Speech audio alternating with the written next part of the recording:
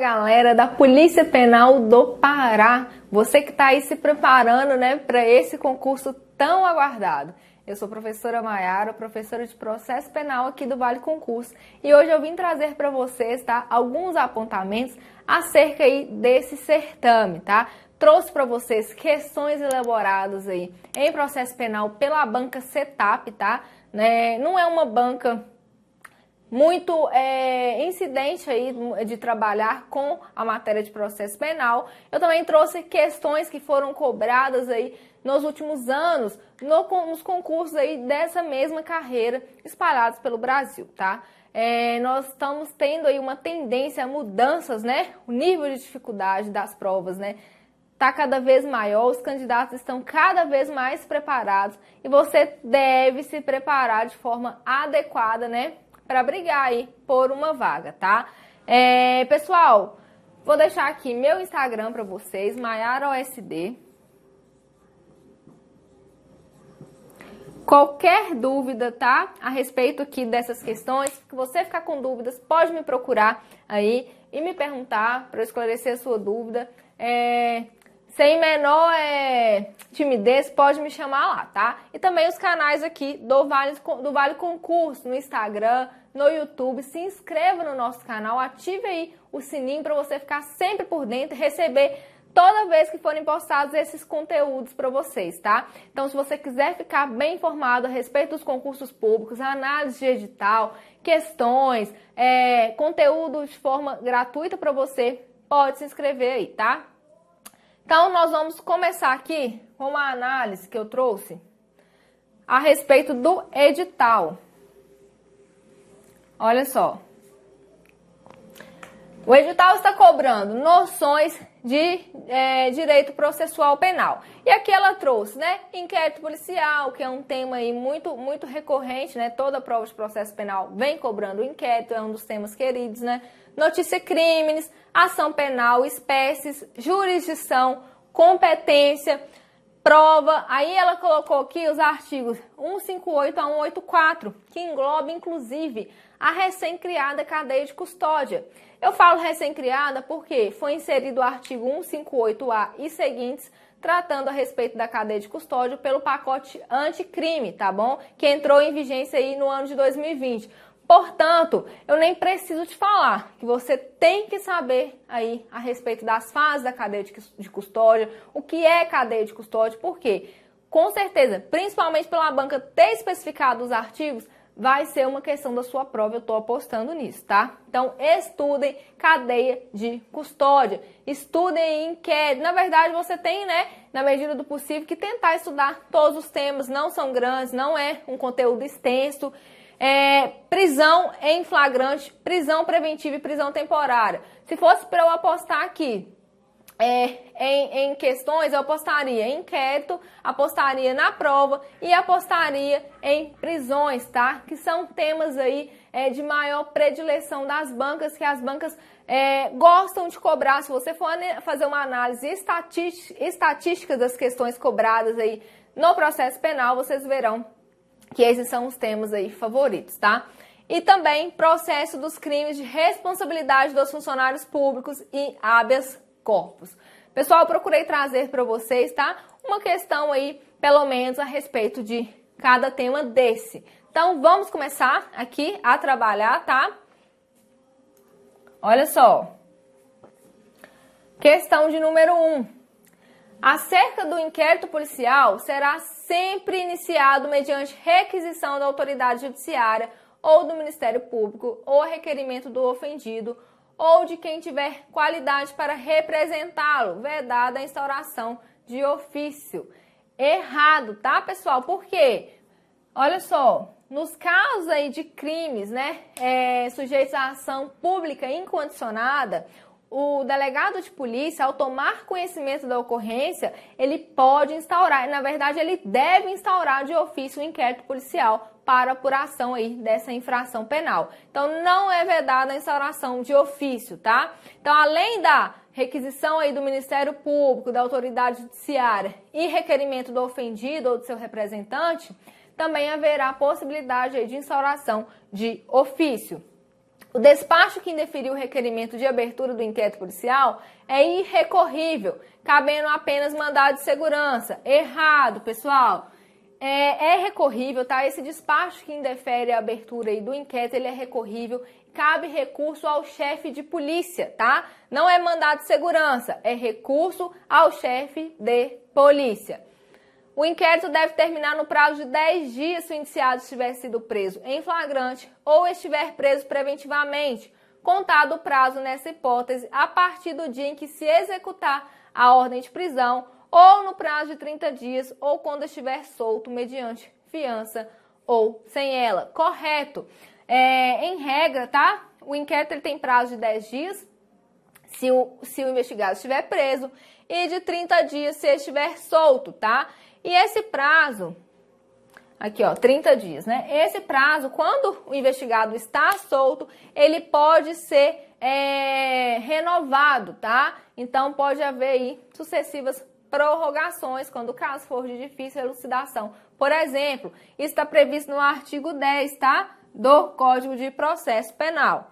O ofendido ou seu representante legal e o indiciado poderão requerer qualquer diligência que será sempre realizada. Não, pessoal, não será. Isso aqui fica o quê? A juízo de discricionariedade aí do delegado de polícia, tá?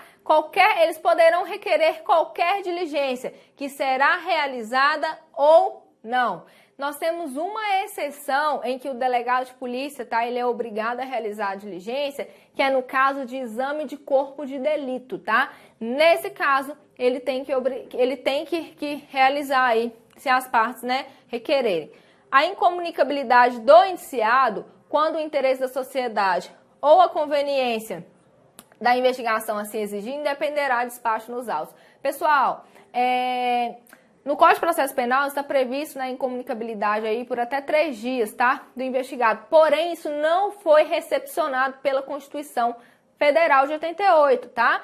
Então, não é possível a incomunicabilidade. Por quê? Porque a Constituição, nem mesmo nas hipóteses de exceção, como o estado de sítio, trouxe a possibilidade de incomunicabilidade, tá? Então, se num estado de exceção não é permitido, quanto mais, né, em estado de normalidade, tá? Então, isso não foi recepcionado, está incorreto. Nossa alternativa correta aqui, letra C, tá? Conforme o artigo 10 aí do Código de Processo Penal. E aqui eu trouxe para vocês, ó, o artigo 10, tá?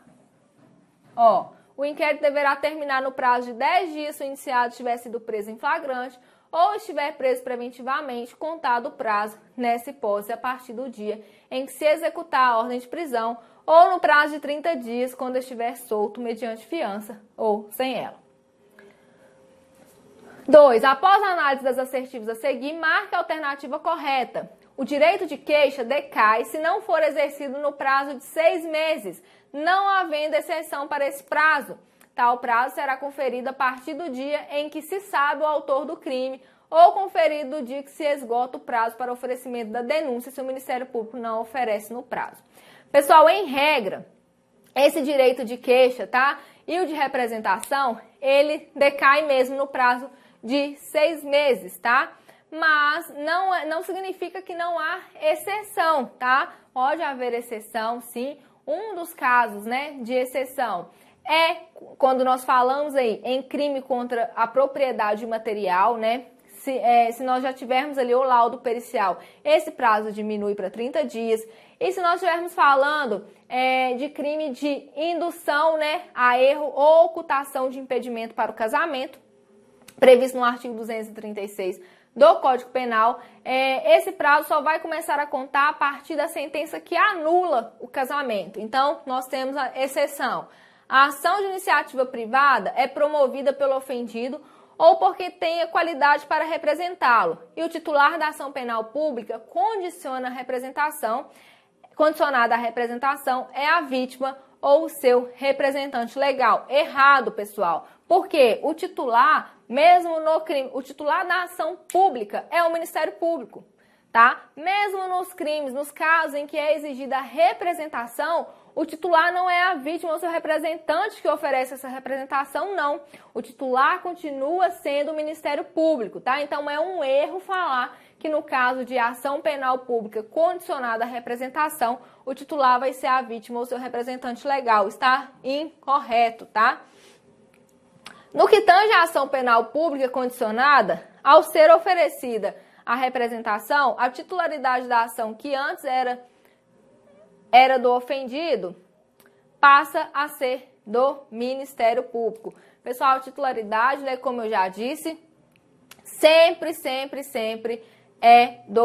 sempre do Ministério Público, tá? No caso de ação penal pública. Só voltando aqui, a ação de iniciativa privada é promovida pelo ofendido porque tem a qualidade para representá-lo. O titular da ação penal pública condicionada à representação, não. Então aqui tá falando mais do mesmo, né? Também está incorreta.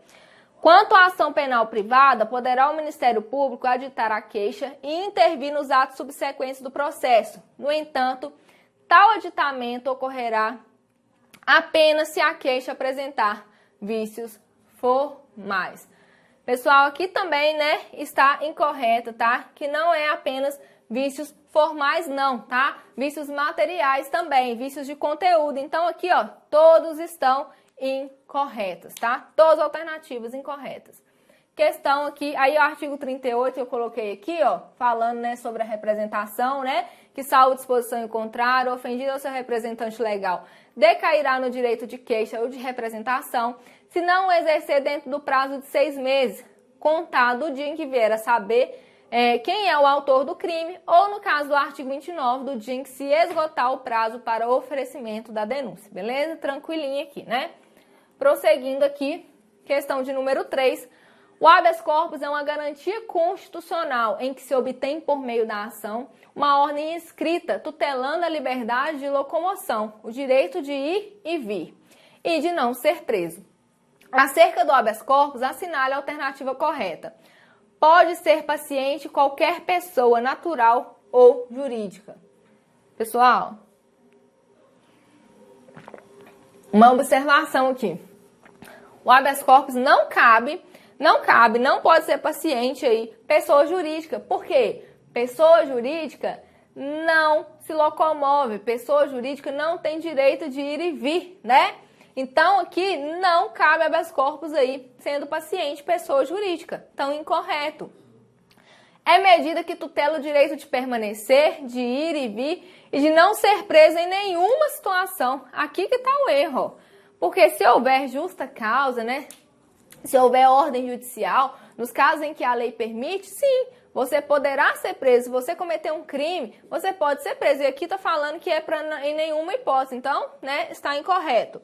É medida que protege direito líquido e certo. Errado. Quem protege direito líquido e certo? Mandado de segurança, tá? É medida que tutela o direito de permanecer, de ir e vir e de não ser preso. Aqui sim, correto, né? De não ser preso, né? Mas não fez igual a outra que generalizou, não fez igual a outra afirmativa que falou não ser preso em nenhuma hipótese. Então, aqui está correto. É medida que tutela o direito patrimonial, não. Tutela o quê? A liberdade de locomoção, tá?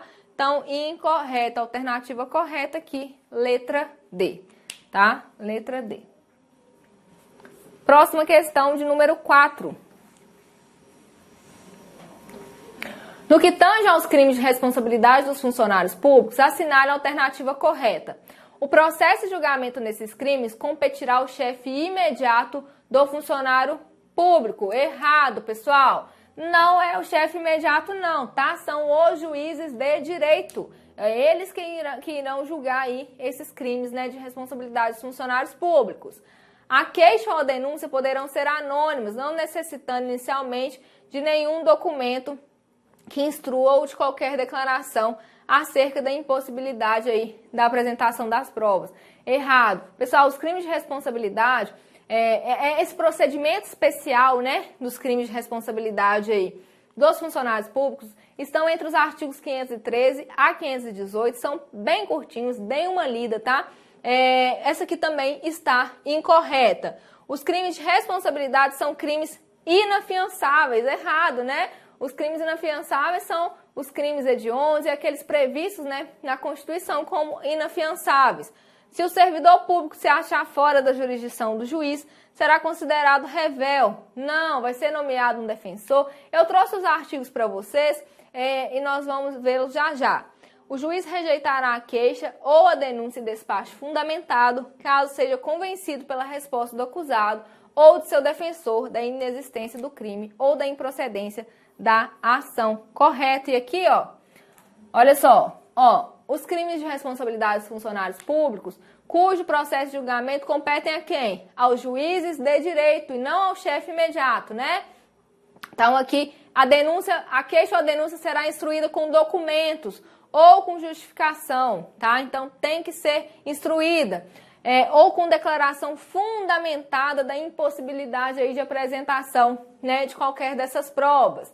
Nos crimes afiançáveis, estando a denúncia ou queixa em devida forma, o juiz mandará autuá-la e ordenará a notificação do acusado para responder por escrito dentro do prazo de 15 dias. Parágrafo único, ó, se não for conhecida a residência do acusado, ou este se achar fora da jurisdição do juiz, ele não vai ser considerado réu, tá?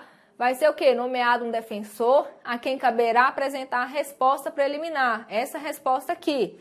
No caso previsto no artigo anterior, durante o prazo concedido para a resposta, os autos permanecerão em cartório, onde poderão ser examinados aí pelo acusado ou pelo seu defensor.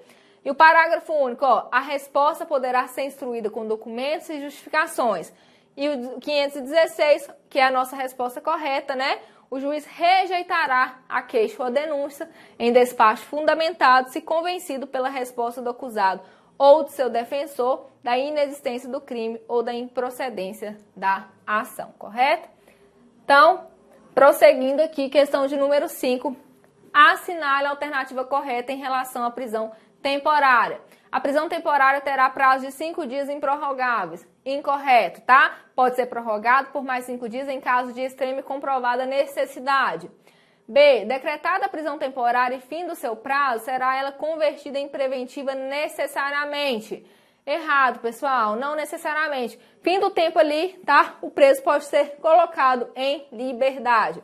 Caberá prisão temporária nas hipóteses de homicídio culposo e doloso. Errado. Só cabe para hipótese de homicídio doloso, culposo não. Deem uma olhada, tá? Na Lei 7.960 de 89. O artigo 1º, inciso 3, que traz o rol ali de crimes que cabem, tá? A prisão temporária. Também cabe para os crimes hediondos. E só fazendo uma ressalva aqui, no caso de prisão temporária de crimes hediondos, o prazo é de 30 dias, podendo ser prorrogado por mais 30 em caso de extrema e comprovada necessidade. A prisão temporária caberá quando o indiciado não tiver residência fixa ou não fornecer elementos necessários ao esclarecimento de sua identidade. Correto? Essa aqui é uma das hipóteses previstas na Lei 7.960, tá?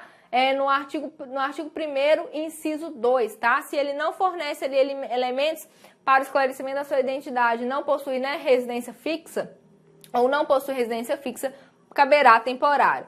Sempre que possível, os presos temporários ficarão separados dos demais detentos. Não é sempre que possível. A lei traz a obrigatoriedade. Embora nós saibamos que no estado de coisas inconstitucional, segundo o Supremo Tribunal Federal, que é o sistema prisional brasileiro, isso aqui nessa regra não é observada, tá? Mas a lei, ela é taxativa, ela é enfática ao dizer que os presos temporários devem obrigatoriamente permanecer separados dos demais detentos. Então, a alternativa correta dá 5 aqui, letra D, tá?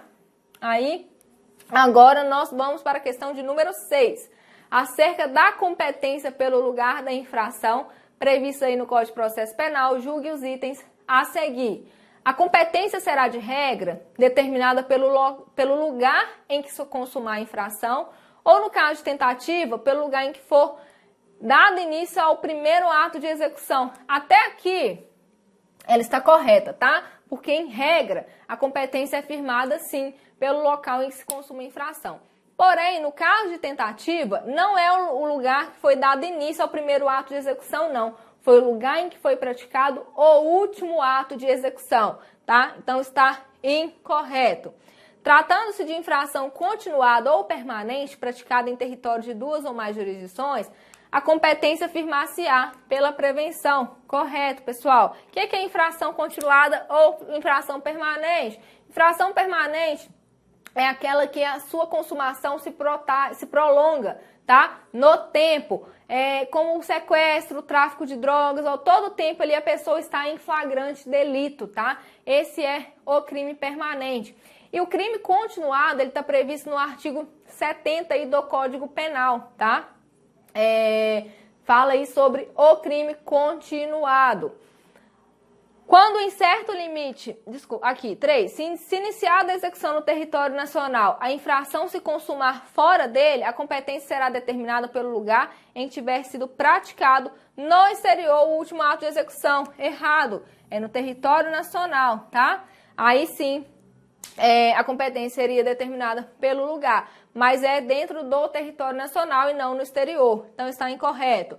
Quando em certo limite territorial entre 2 ou mais jurisdições, ou quando em certa jurisdição por ter sido a infração consumada ou tentada nas divisas de 2 ou mais jurisdições, a competência firmar-se-á pela prevenção. Correto. Então, por exemplo, nós tivemos ali um crime que ocorreu na divisa entre os estados de Minas Gerais e Espírito Santo, sem poder especificar o certo aonde foi. Então, quando houver, o limite foi incerto ou o crime ocorreu no limite entre 2 ou mais jurisdições, aí a competência vai ser firmada pela prevenção, que nada mais é que o primeiro juiz que age, ali em relação a esse crime, que toma alguma providência. Ele vai ser o juiz prevento e ele vai ser competente aí para julgar o processo.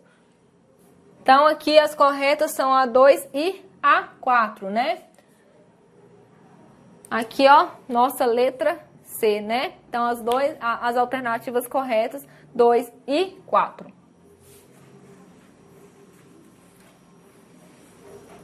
Próxima questão. Aí, ó, competência será de regra, né? O artigo 70. Competência será de regra determinada pelo lugar em que se consumar a infração, ou, no caso tentativa, pelo lugar que for praticado o último ato de execução, e não o início, né, da execução. Se iniciada a execução no território nacional, a infração se consumar fora dele, a competência vai ser determinada pelo lugar em que tiver sido praticado no Brasil o último ato de execução, tá certo? O exame de corpo de delito, ó, o exame de corpo de delito, aí, pessoal, o seu edital, né, como eu mostrei, ele tá pedindo ali, né, o artigo 158 a 184, né, que pega justamente essa parte das provas, fala sobre o exame de corpo de delito, as perícias, os peritos, tá? É importante que vocês leiam e também fala sobre a cadeia de custódia. É indispensável quando a infração deixar vestígios, podendo ser suprido pela confissão do acusado. Pessoal, o exame de corpo de delito, tá? Quando a infração deixa vestígios, não pode ser suprido aí pela confissão do acusado, ainda que o acusado confesse a prática do crime. Tem que ser feito o exame de corpo de delito. Quando a infração deixa vestígios, é chamado o quê? De não transeunte. Guarde essa expressão aí, tá? Caso a sua prova queira cobrar. Não transeunte é igual a infração que deixa vestígios. Infração transeunte é a que não deixa vestígios, tá? Será realizado por 2 peritos oficiais sem necessidade de diploma de curso superior. Não, né, pessoal? É um perito oficial que seja portador aí, né, de curso superior. Agora, caso não haja, né, perito oficial, aí sim, 2 peritos com diploma de curso superior, preferencialmente, né, na área aí de habilitação técnica da perícia. Mas preferencialmente, não obrigatoriamente, tá? Poderá ser suprido por prova testemunhal quando desaparecerem os vestígios e não for possível a sua realização. Ok. Nesse caso, sim, os vestígios desapareceram, não há como ser feito o exame de corpo de delito, então a prova testemunhal poderá supri-lo, tá? Será realizado, na falta de perito oficial, por 3 pessoas idôneas, dispensados de prestar compromisso de desempenho do encargo. Errado. São 2 pessoas idôneas, portadoras de diploma de curso superior, preferencialmente aí na área, e elas devem prestar compromisso, tá? Compromisso de desempenho aí do encargo. não pode ser realizado das 22 horas da noite às 6 horas da manhã. Errado. A alternativa correta aqui é a letra C, porque o exame de corpo de delito pode ser realizado a qualquer dia e a qualquer hora, inclusive feriados, fins de semana, tá? A lei não faz aí essa ressalva. Então, letra D. Desculpa. Letra C, tá? Alternativa correta. Aí, não sendo possível exame de corpo de delito por haverem desaparecido os vestígios, a prova testemunhal poderá suprir-lhe a falta, artigo 167 aí do Código de Processo Penal.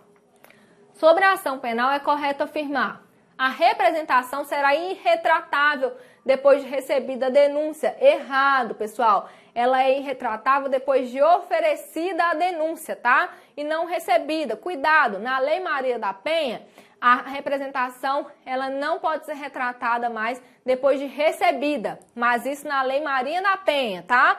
Agora, no Código de Processo Penal, ela não pode ser retratada depois de oferecida. Atenção aí para o que a sua questão está te pedindo.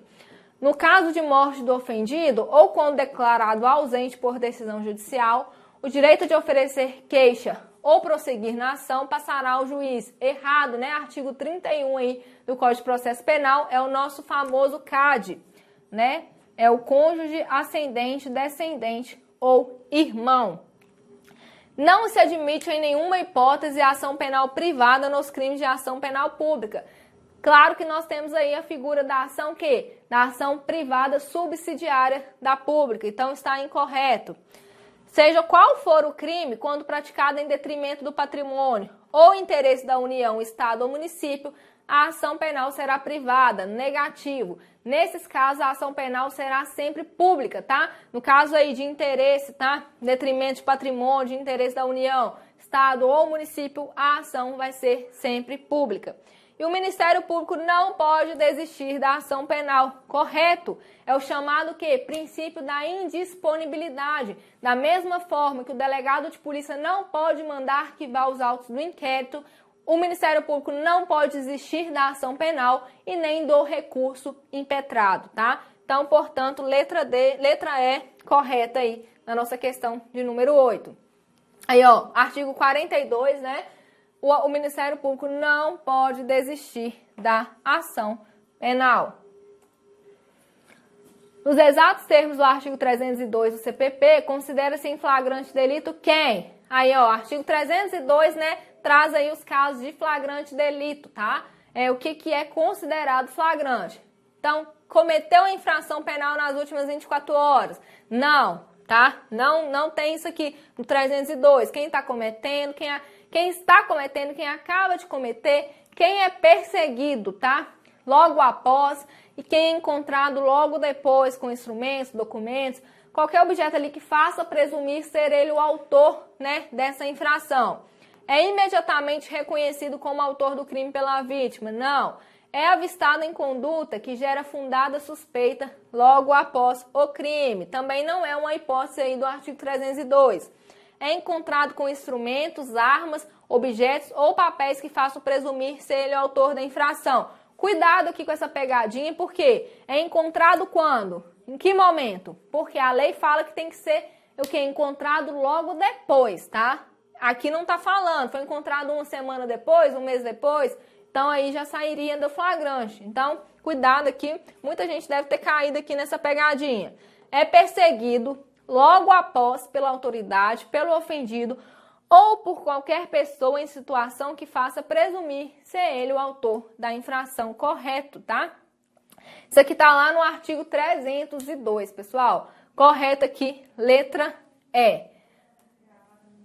Próxima questão aqui. Aí, o artigo 302, considera-se em flagrante delito quem está cometendo a infração penal, acaba de cometê-la, é perseguido logo após pela autoridade, pelo ofendido ou qualquer pessoa em situação que faça presumir ser o autor da infração. É encontrado logo depois com instrumentos, armas, objetos ou papéis que façam presumir ser ele o autor da infração, tá? Então agora nós vamos para a questão de número 10, tá? Questão de número 10 aqui na tela. Quando o inquérito policial é instaurado, a partir de um auto de prisão em flagrante delito, diz-se haver Notícia crimes inqualificada. Notícia crimes inqualificada, pessoal, é chamada aí de notícia crimes apócrifa. É a denúncia anônima, tá? Aqui sim, ó. Apócrifa. Se você vir falando em notícia crimes apócrifa ou notícia crimes inqualificada, nós estamos falando de denúncia anônima. Delácio crimes postulatória. A delácio crimes postulatória é o requerimento ali, tá? Da vítima ou do seu representante legal para a instauração do inquérito policial. Essa é a delácio crimes postulatória. Notícia crimes de cognição imediata. A notícia crime de cognição imediata é quando a autoridade policial ela toma conhecimento da ocorrência de um crime, né, de uma infração penal, através das suas atividades rotineiras, tá? Pode ser através da televisão, pode ser porque ele presenciou a ocorrência desse crime. Então, essa é a notícia crime de cognição imediata. E a notícia crime de cognição imediata, há um requerimento formal, uma requisição, tá? Do juiz, do Ministério Público para a instauração desse inquérito policial. Notícia crime de cognição coercitiva. Sim, aqui nós estamos falando de quando o inquérito policial é instaurado a partir de um auto de prisão em flagrante. Nesse caso, nós temos a chamada notícia crimes de cognição coercitiva, tá certo? E assim, pessoal, nós terminamos aqui as nossas dicas, né? Eu trouxe para vocês, procurei trabalhar aí um pouco de cada tema do seu edital. Volto a repetir, atenção quanto ao inquérito policial, quanto às provas, tá? E às prisões. Deem atenção especial aí para esses temas, tá certo? Eu desejo a vocês bons estudos. Deixem aqui os comentários, como é que vocês se saíram nessas questões, tá? Qualquer coisa aí, eu estou à sua disposição. Já deixei minha rede social para você no início desse vídeo. Coloque aí o que você achou das questões, quantas questões você conseguiu acertar, tá certo? Tchau, tchau, até a próxima.